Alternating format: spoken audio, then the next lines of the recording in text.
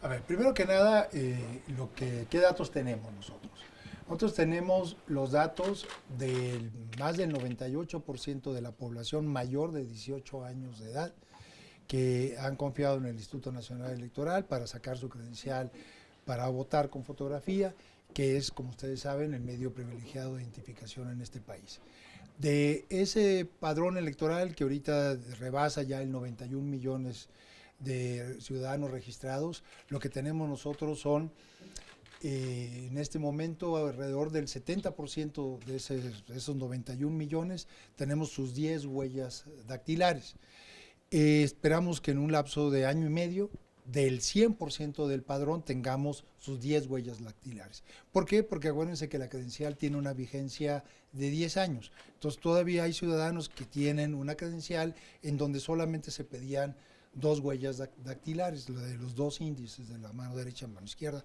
Y ahora lo que se está pidiendo como requisito en la renovación de la credencial es que estén las 10 huellas dactilares. Entonces, en resumen, el INE posee más de 91 millones de registros de mayores de 18 años de edad y tenemos, insisto, capturados de esos 91 millones, alrededor del 70% sus 10 huellas dactilares. Ahora, el problema no es qué peligro, como lo mencionas, sino el asunto es que esos datos nos los ha dado el ciudadano al Instituto Nacional Electoral con un propósito específico, que es nosotros les expidamos la credencial para votar con fotografía con esos efectos y que ha servido la credencial, insisto, como medio privilegiado de identificación en el país. Y es una base de información que nosotros tenemos que cuidar muy bien, porque es la confianza ciudadana del Instituto Nacional Electoral y no pueden esos datos estar disponibles para otros efectos que no son aquellos para los cuales el ciudadano nos dio. Reconocemos la preocupación de construir una sola medio de identificación y hemos tenido conversaciones con el actual gobierno, igual con el gobierno pasado y el antepasado alrededor del tema, y nosotros hemos propuesto una solución que ahora reiteramos, el que el Instituto Nacional Electoral pueda incluso hacer la credencialización de menores de edad para que entonces tengamos una base de todos los habitantes del país, sean mayores o menores de los 18 años de edad, y construir mecanismos como los que ya tenemos con otras instituciones para verificar la identidad de los ciudadanos sin proporcionar al quien está solicitando el servicio los datos que los ciudadanos nos han conferido a nosotros. Señor, yo le quiero preguntar a la luz de este inicio de año, surgen nuevas iniciativas o propuestas de iniciativa de reforma a la ley, desde ley constitucional para reducir el financiamiento público a los partidos. Hay casos específicos incluso de iniciativas ciudadanas del partido Morena y el presidente ha anunciado que se haría a través de una iniciativa preferente. Ustedes como responsables de la operación y la vigilancia de todo este sistema electoral, ¿qué opinan? Le insisto, son ya muchas. Sí, obviamente hemos seguido muy de cerca toda la deliberación al respecto y es una decisión que tendrán que tomar los legisladores. Lo que yo opinaría en lo personal es que, eso, insisto, respetando la decisión que ellos tomen, que es lo que nosotros tendríamos que vigilar que se cumpla ya como Instituto Nacional Electoral, creo en lo personal que tenemos que cuidar mucho el principio de que el financiamiento público sea el financiamiento privilegiado en las contiendas político-electorales es un buen principio para la democracia mexicana. Permite varias cosas, mayor equidad en las contiendas electorales, permite que no sea el dinero el factor fundamental en la contienda y hace más transparente el uso de los recursos y la fiscalización de los recursos públicos. Esa es mi opinión muy personal al respecto del tema. Estaremos atentos a la discusión que se dé en el Congreso de la Unión al respecto de este tema para nosotros hacer la parte correspondiente. Ellos, los legisladores, son los que han fijado la base del financiamiento que ustedes conocen. Nosotros simplemente ese recurso entra al instituto y nosotros lo distribuimos tal cual. No es un tope o una base de financiamiento que haya definido en su momento el IFE o ahora el INE, sino son los legisladores los que han definido las reglas al respecto. Obviamente, como es muy conocido, la posición del presidente y de su partido, etcétera, es tiempo de austeridad, e incluso creo que lo pondera más que este factor que usted menciona de las bases democráticas, ¿no? Del cuidado en las bases democráticas, pero por sobre todo exige a los partidos que sean congruentes con la situación del país y que sea la austeridad la que rija. A ver, sin duda, primero que nada, hay que ser muy sensibles a la situación del país. O sea, efectivamente, el país hay un problema muy serio de pobreza. Los indicadores alrededor del tema los conocemos todos y se requieren muchos recursos públicos para combatir el problema de pobreza, mejorar los servicios de educación, de salud, de transporte, de vivienda en el país. Y son cuestiones que sería insensible no reconocerlas como tales. Pero también es cierto que hay que cuidar a la política.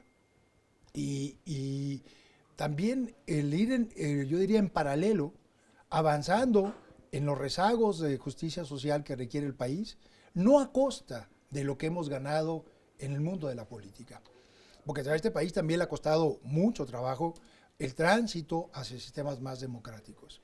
Entonces creo que es un falso dilema decir, vamos a postergar esto en aras de aquello.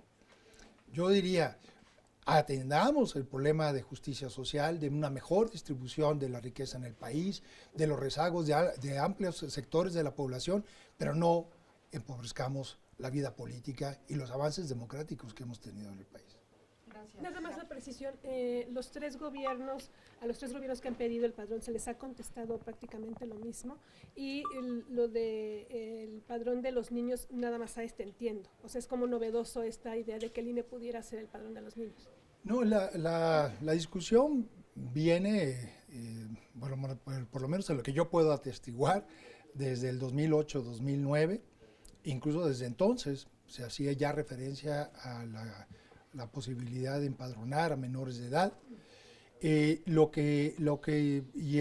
argumentos han sido más o menos persistentes a lo largo de estos 3 sexenios en la discusión sobre el tema, la preocupación sobre el cuidado de los datos personales, la cuestión de que hay una gran inversión que se ha hecho en el IFE y en el INE y que se podría aprovechar toda esa experiencia, toda esa infraestructura, esa inversión que ha hecho el Estado mexicano para credencializar a menores.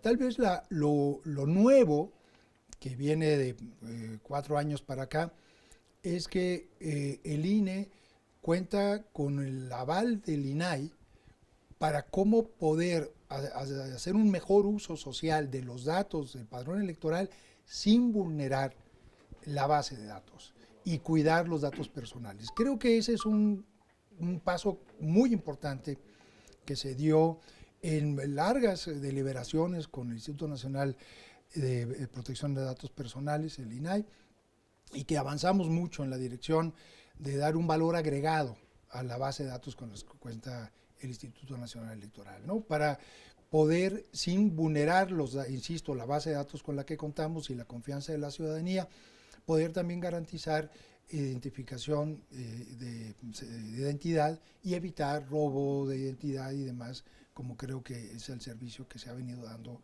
al sistema financiero nacional. Y por último, nada más, ¿hay algo en la ley que obligue al INE a entregar este padrón al gobierno federal?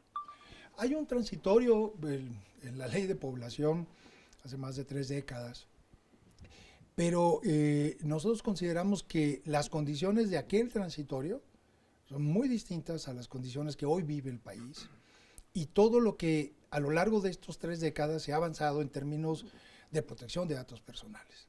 Y que yo creo que retrotraer simplemente aquel transitorio de aquella vieja ley de población a las condiciones actuales es desconocer todo lo que se ha venido avanzando en términos de protección de datos personales en el país. Lo que ha corrido en términos constitucionales y legales en la materia es mucho, y yo creo que retrotraerlo así es desconocer todo eso. Yo creo que es refrescar a la luz de lo que este país ha avanzado en esa dirección. Esta discusión creo que sería lo más conveniente para todos. Que solo pediría, si no me equivoco, las huellas y la firma. es decir, no todos los biométricos. ¿Es así las pláticas iniciales que han tenido con este gobierno? Las huellas son los biométricos. Ajá.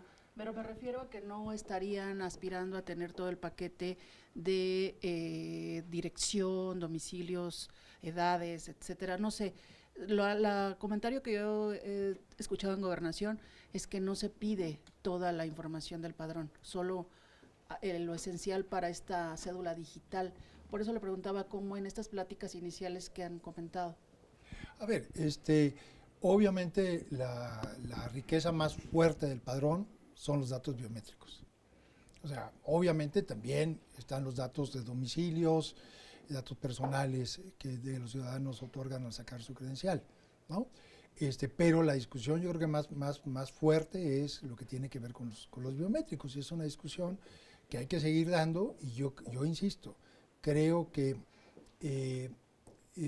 podríamos darle el uso adecuado, cuidando la protección de datos personales, a la base con la que ya cuenta el Instituto Nacional Electoral, y ampliar su base de cobertura a menores de edad, dándole el servicio que este país requiere al respecto, que de hecho ya lo estamos haciendo con el sistema financiero nacional de una manera muy cuidadosa, muy vigilada, muy protegida, para que solamente tenga el uso de esa base el propósito específico y no se use para otros propósitos. Para que ustedes compartan esos datos biométricos y demás, ¿tendría que haber alguna reforma para que ustedes pudieran compartir? Y otra, ¿cuáles son los riesgos de que esos datos salgan de aquí? Miren, nosotros pensábamos que tenemos que ser muy cuidadosos con la confianza ciudadana, y eso es algo que hay que cuidar. Por eso es una discusión muy delicada que hay que darla con toda responsabilidad, y nosotros, por eso yo insisto, creemos que a partir de con lo que ya contamos como institución, podríamos, sin hacer ningún otro esfuerzo adicional, dar el servicio que se quiere dar, que nos parece correcto, pero desde la base del Instituto Nacional Electoral. Secretario, si quisieran aplicar este transitorio para sacar estos datos, ¿ustedes harían una defensa legal? Es un tema que todavía nosotros no discutimos porque no hemos llegado a ese nivel. Las conversaciones siguen con las instancias del gobierno federal. Ahorita no es un tema que esté en nuestro horizonte. ¿Usted sabe del ADN? Muy amable. El ADN está en el INE. ¿Perdón? Los datos del ADN los han Nosotros empezado no a los incluir. tenemos. No, pero los piensan en algún futuro, no han pensado de en eso. ninguna manera. No es necesario. Gracias. Gracias. Bueno.